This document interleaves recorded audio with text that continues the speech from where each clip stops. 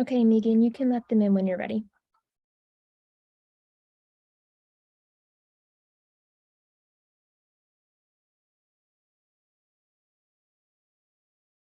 Michaela, how many people do you guys generally get? It honestly ranges anywhere from like 5 to 20. Awesome. And is it mostly students, entrepreneurs? Mixture of everyone. Good, good, good. That's awesome. Makes it interesting. Absolutely. Good evening, everybody. Thank you for joining us for tonight's timely topics. My name is Michaela Hartle, a program assistant at the Connecticut Center for Entrepreneurship and Innovation.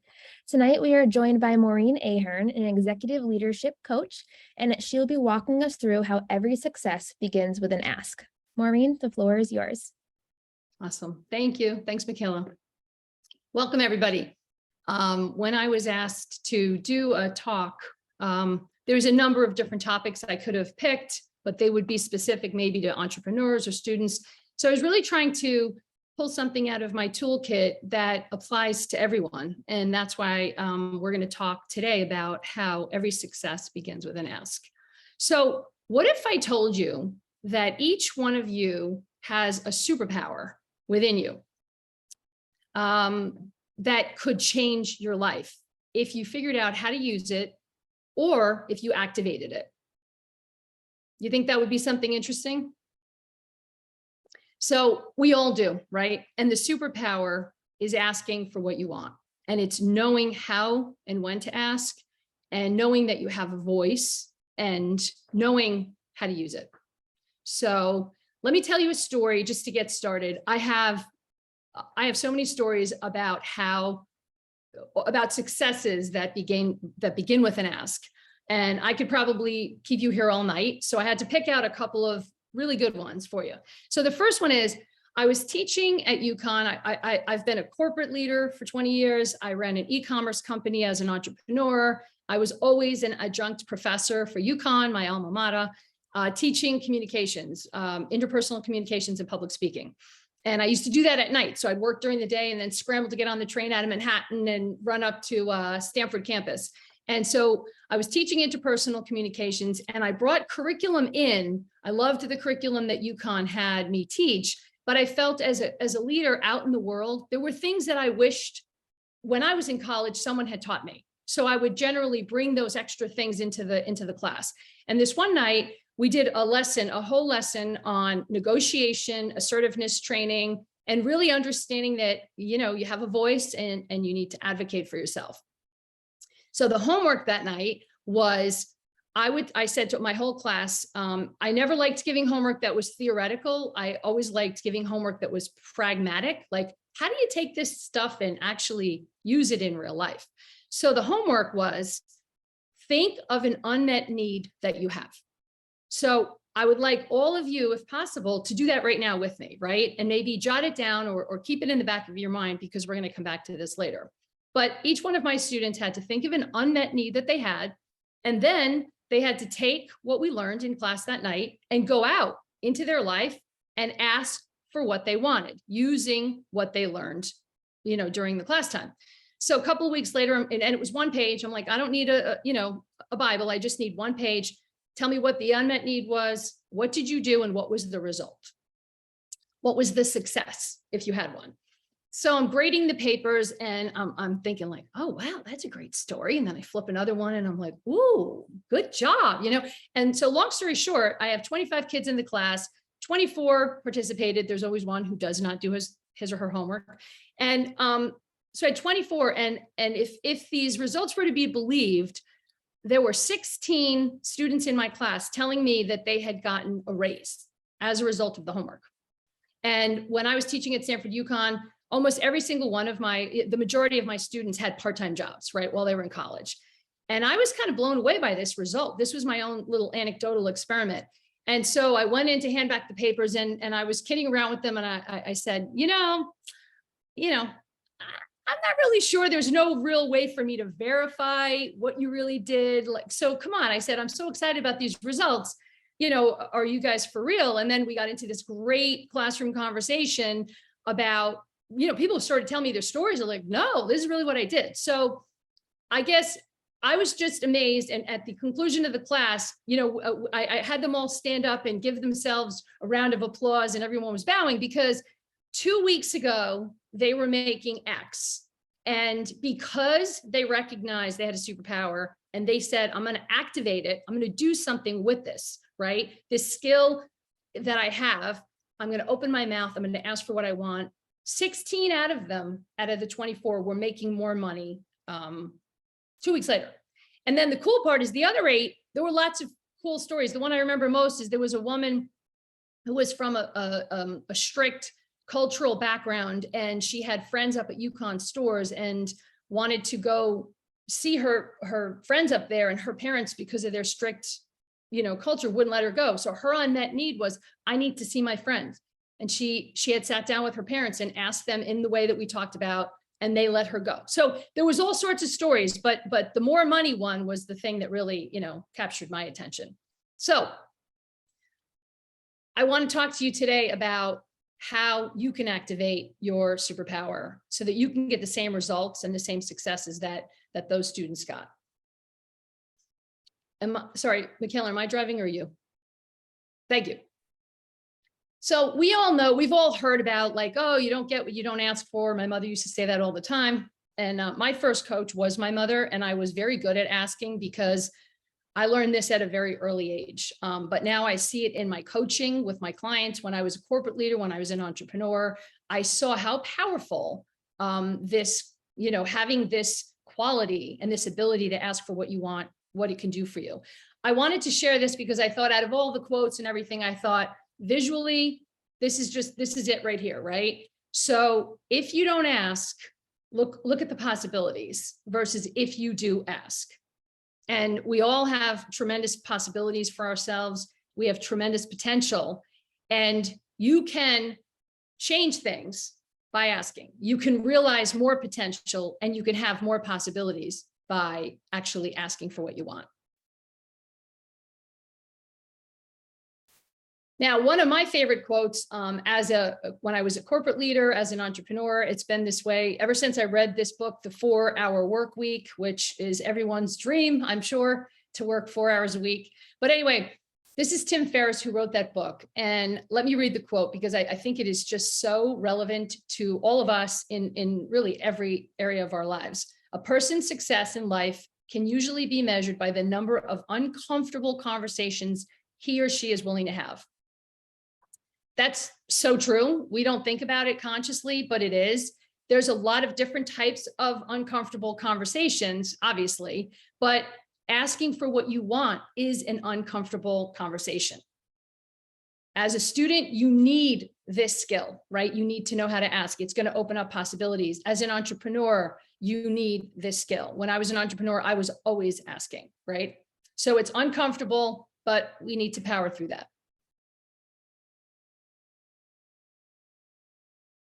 Okay, so I have a little acronym here that I made up that I love because almost everything we're asking for can fall into these 3 different buckets. So you say, all right, Maureen, I'm buying in. I have a superpower. We're going to activate it. Okay, now what do we do? So it's, what do I ask for? And that's what's so fun is I could have had 5 slides of different things that you could ask for, but they really do fall into these 3 buckets: money, opportunities, and responsibilities, right? So let's start with ask for a raise. I'm not going to go through all of these, but I want to just tell you stories because I'm trying to sell you here on asking for what you want, right? I want to convince you by the end of my talk that this is something that you're going to go out and you're going to start doing this because you want to change your life and you want to have more success, right? So I had a client who had worked in a company for 3 years and had not gotten a raise. And we were talking and she was getting really pissy, right? She's like, okay, I have done so many things. I've done this, I've done that. And I said, well, what did they say when you asked for a raise? So you can imagine what she said, right? She hadn't asked for a raise. So we talked about, what does that mean? How do you prepare? What do you do? And I don't know why, but she had never actually thought of asking for the raise. In fact, and this happens a lot, she was getting so frustrated that she was actually talking about leaving her job before even considering going in and talking to her current employer, who knew her and loved her and appreciated her, not enough, but she was willing to leave before she went in and had that uncomfortable conversation. And I said to her, I don't get it. And she said, I'm afraid and I don't know what to say. So obviously we worked on it. But when you look at, all of these different things, it's asking for what you want and need. And it could be all different things, like asking for a promotion, asking for the sale if you're an entrepreneur. If you're a student and when you're getting out, I do actually coach some students who are looking for jobs. We do job search. It's asking for an introduction to someone who might be at the target company that you want to work at.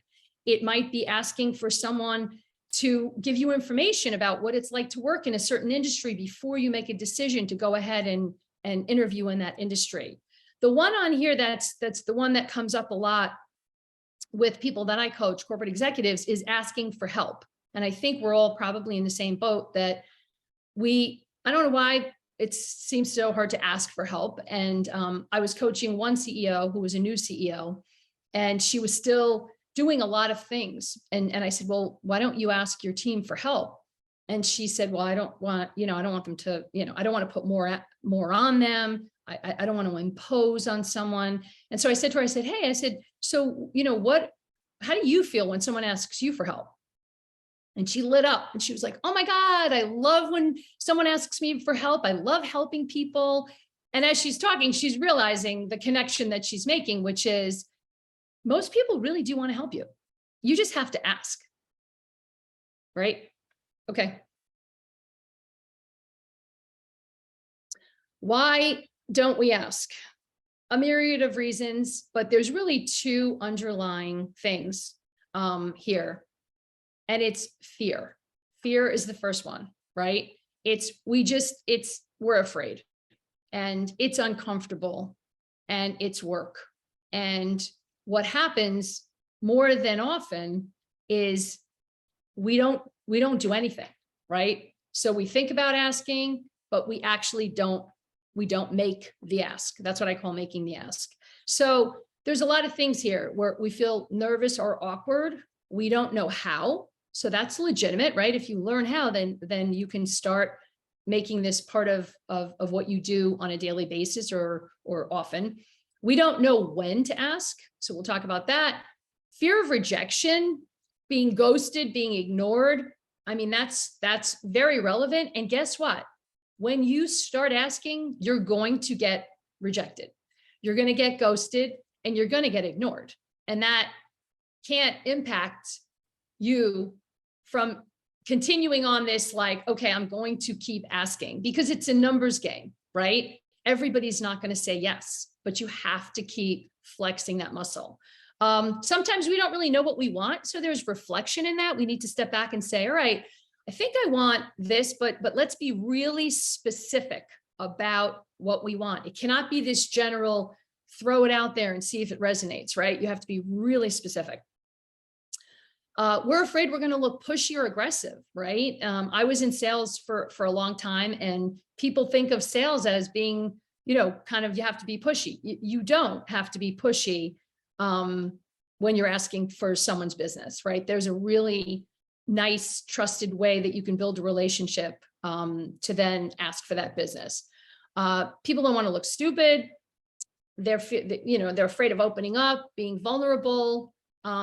One of the biggest things that I see is we think the answer is no, so we negotiate against ourselves.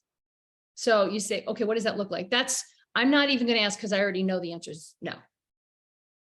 Well, the answer really is no now, because if you don't ask, it couldn't be anything other than no, right? So there's a lot of negotiating against ourselves. And then the last one, which does happen a little bit, is sometimes like the gal that I coached, she felt like they should have anticipated her needs and she shouldn't have had to ask. Again, if you're going to hold that sentiment, then there's a lot of things that you're not going to get, right? Because you need to have that voice to be heard and to ask. So basically the bottom line is it's work and it's really uncomfortable. So as a result, It's easier, safer, and more comfortable to just do nothing. And that's what a lot of people do. They do nothing. They know what they want. They want to ask. They want to get what they want or need, but they just, out of fear or not knowing how to do it, they don't do anything. So how to ask. And this is, I could teach, and I have taught workshops on this, and it's much more detailed. But basically, there's certain steps that you have to go through. And when I put this together, I honestly thought, gosh, this sounds so obvious, right? Like you look at this and you don't think, gee, that's rocket science, or maybe I'm not imparting enough wisdom here. But again, in my experience, in all these different arenas, I have found that it's simple, but people don't do it. So let me go back to the woman that I was talking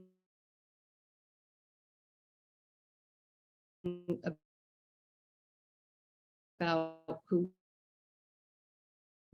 was going to ask for a raise. She asked for a raise after we talked. That's not what she was expecting, because she didn't ask for anything specific. So she got something she didn't want. So when she and I were talking again, she was unhappy. And I said, okay, so what are you going to do? And she wasn't going to do anything about it. She was just going to take the raise, but not feel good about it. So she prepared. And the next time she went in, she prepared, period. And she went through these steps. She knew specifically what she wanted. She asked for a certain number, right? She thought about, okay, I'm going to my boss and I know she's really hectic in the morning because she has this going on. So there was a lot of thinking and forethought that went into this. She rehearsed this meeting that she was going to have with her boss to ask for this raise. You want to state what you want and be quiet. And the reason I say be quiet is because this is where the negotiating against ourselves can start. A lot of times it'll sound like, well, I would like X, Y, Z, but I understand if you can't do it, right? Has anyone ever, heard people doing that, right? You ask and then you sort of, take it back or negotiate against yourself. So you want to be really clear. And when you rehearse, it's almost hard to do that, is to state what you want and then be quiet.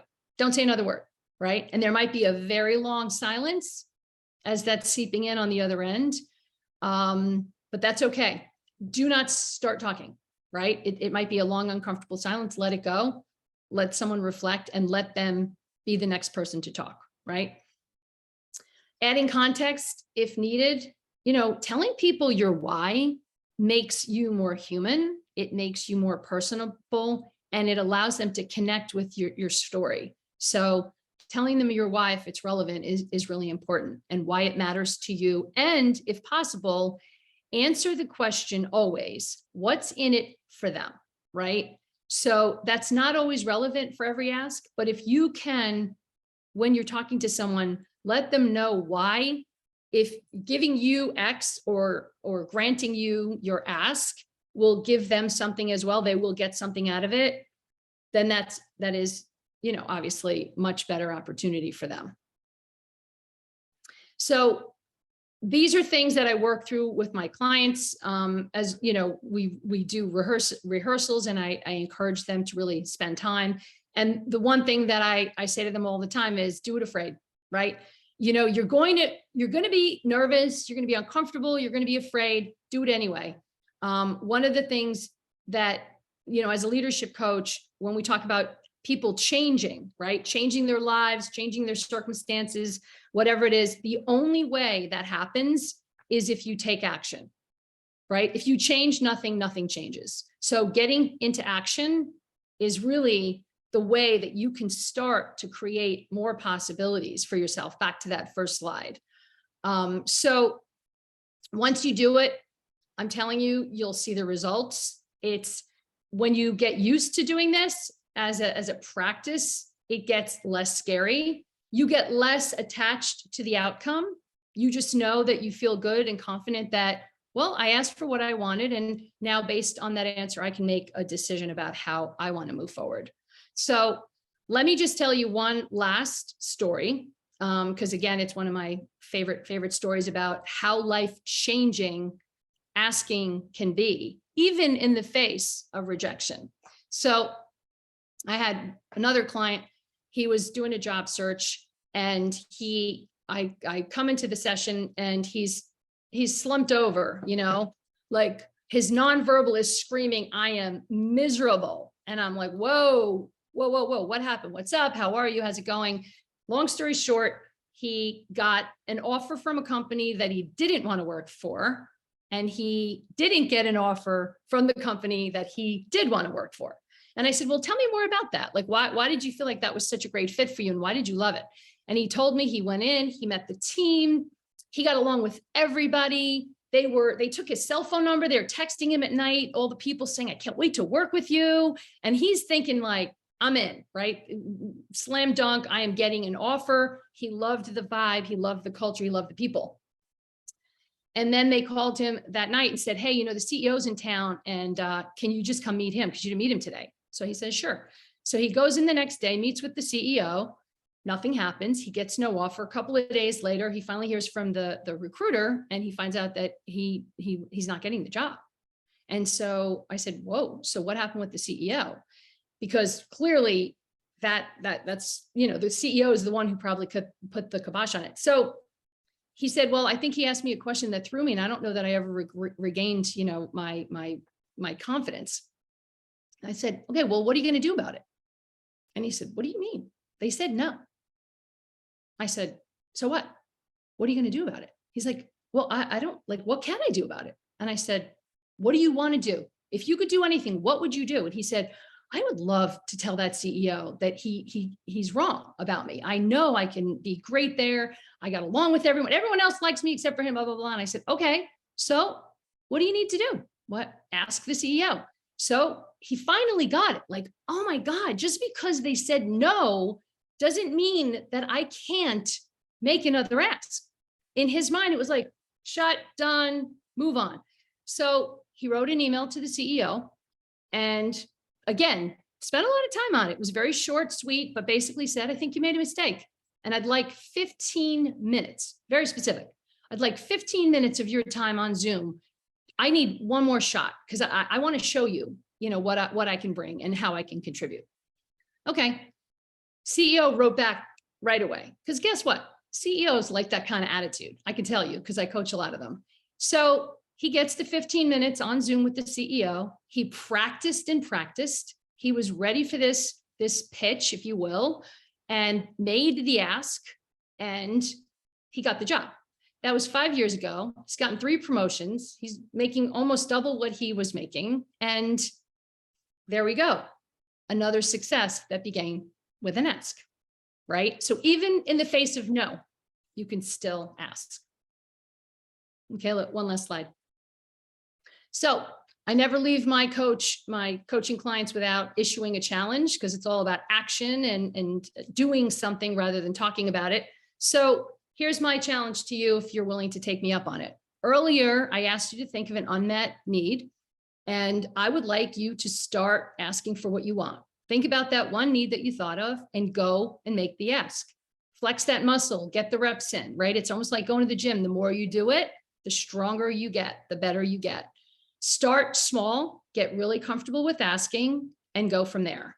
And track your asks. So this is something I always say to my clients, we forget how much progress we made if we don't keep track. So just like you track your glasses of water, oh, I had my 8 glasses of water today, or I walked 10,000 steps today, track it so that you can look back, put it in your planner, put it on your calendar, put it in your phone. I don't care where you put it, but put it somewhere and keep track of it so that you can look back and you can say, wow, I did this, right? I had this superpower. I didn't know it. I activated it. I'm on fire and I'm asking for what I want. And I'm succeeding because I started with an ask. So I challenge you to make it a habit. It will become your superpower. And if you do this, please email me, because as you can tell, I love success stories, and I would love to hear from you about how it goes. So that's it. Anybody have any questions for me? Please feel free to unmute, or you can send any questions through the chat.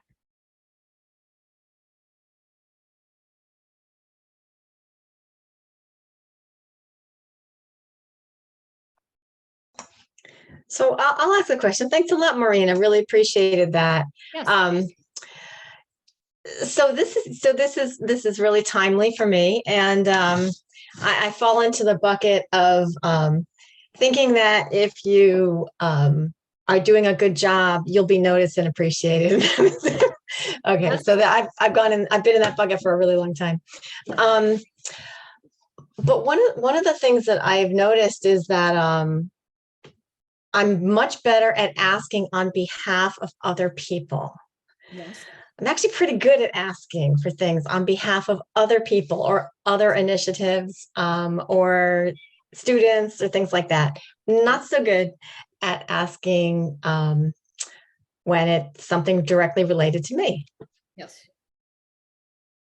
Any suggestions? I don't know if you know that. I mean, I could have gone into so much research, but we didn't have the time. But statistically, you are not alone. I'm sure you won't be surprised to hear this is more of a woman problem. It's both, but it's more of a woman problem than it is a male problem. And I meet people, who have the same thing. Like, they're so great at advocating for their team. In fact, I have a client that I hadn't seen in a year and a half, and she was advocating for her team during our coaching engagement. She was using these skills to step up for her team, but hadn't stepped up for herself. And when I just met her, I'm doing some research. So I met her on a research call earlier this week, and I don't know if it just needed time to marinate, but she finally asked for herself. The one thing that I would suggest is, it's my own little jargon, but I call it a one pager, right? So I would challenge you to create a one pager. And the one pager is sort of bullet points of all of the contributions that you have made to your organization, right? And I always say, try to talk in terms of results and metrics rather than what you did. So what were the outcomes, right? So, if you're in a company and you increase revenue or you cut expense, and I know academia is different, but if you, if you're a professor, if you have like your evaluations are 98%, or, contributions is really what we want to talk about. Once you have that written out, I find that people say, oh my God, I had no idea how much I actually have contributed, right? Until I took the time for me, not my team member or someone who works for me, but for me to do this. And then it's about understanding, that's like your exercise to understand your value. And then you need to articulate your value when you go in to talk to, whoever it is within your organization. But it's not comfortable. It's not something natural to do, but I would encourage you to do it afraid. It's incredible the success that you have when you have, and that one pager becomes something that I always say to my clients, bring that with you to the meeting, right? And talk through it, but then leave it with your boss, because having something solid in front of you, a spreadsheet of all the things you've done, it becomes very difficult for them to, to say no, quite frankly. Okay, thank you. Thanks, Rachel. I appreciate that. As others are thinking of their questions, I'm going to put up the last slide just because a couple people didn't get all of your contact info.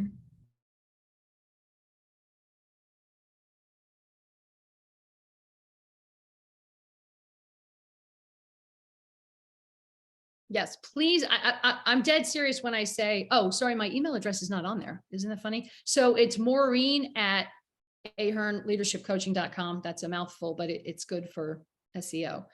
So Maureen, Maureen at ahernleadershipcoaching.com. When I say, if anybody, none of you're all too young to have had me, when I had students as a professor, but I kept in touch with a lot of my students, and I would love to know when they had success, and we would talk about, different strategies of things that they could do. So I'm really, really happy to hear, what's the result. But I really want you to be challenged by that and say, you know what, I'm going to walk away from this and I'm going to start doing this because it is life-changing.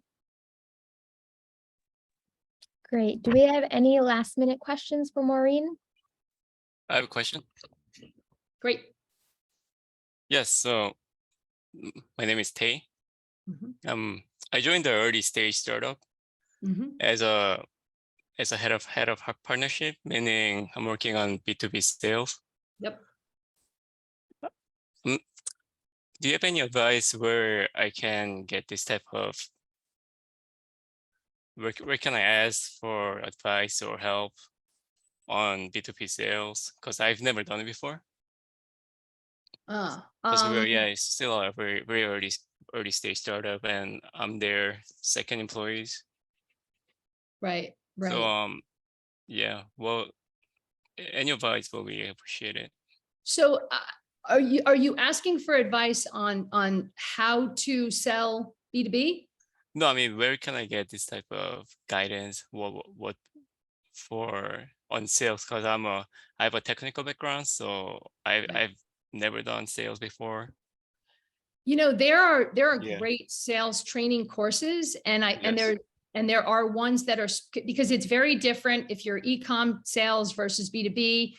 Yes. You know, product versus because it's more relationship building. There are tremendous amount of resources. I mean, LinkedIn Learning, I'm sure, has courses. I don't know of any specific ones off the top of my head, but I can, if you want, email me and I will find a couple because I did a lot of B2B sales myself early in my career. Email me and I will look for you. And based on what I see, I'll probably be able to pull out a couple of courses or training courses that might be applicable for where you're sitting right now. Thank you. Yeah, I really appreciate it. I'll definitely Awesome. mail you about your guidance. Yes. I'm sorry.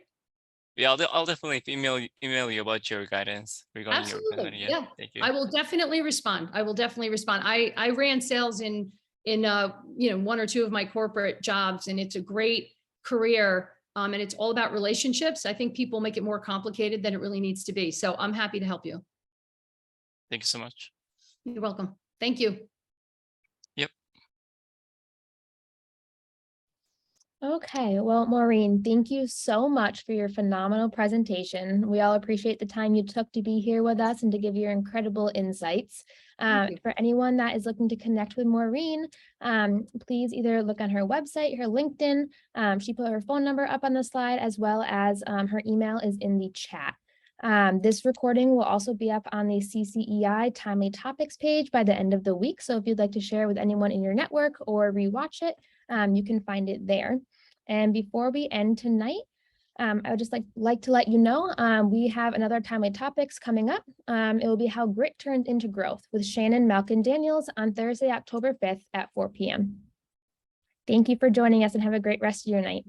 Thank you so much, Michaela. And I appreciate all of you showing up today. Thank you. Thank you. Bye. Bye, Maureen. Thank you.